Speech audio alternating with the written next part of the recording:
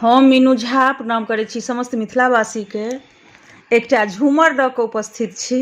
सामामे झूमर सेहो गायल जाइए, ओहिमे सङ्ग दऽ रहल यए श्रीमती ललिता झा। धन्यवाद। जय मिथिला, जय मैथिली।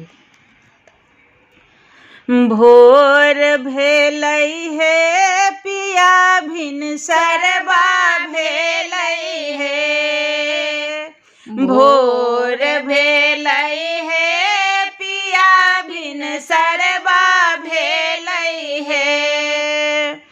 उठू ने पलंगिया तेजी कोयलिया बोलै हे,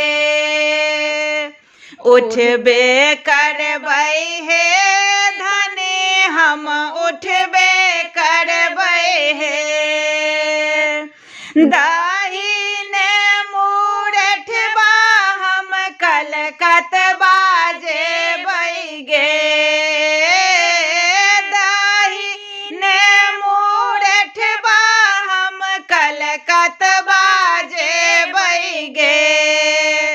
कलकतबा जयबा हे पिया कलकतबा जयबा हे। हम बाबा के बजाय का नैहर बाजबा हे, नैहर बाजबही गे धनी नैहर बाजबही गे। जतबा लागल रुपैया धानी धाइये दाहिन गे, धाइये जयबा हे पिया हम धाइये जेबा हे।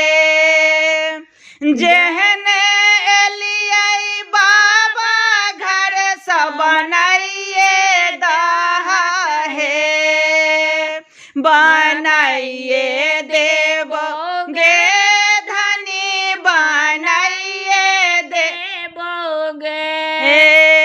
हम मोती चूर के लड्डुआ खुआइए देबोगे, नहीं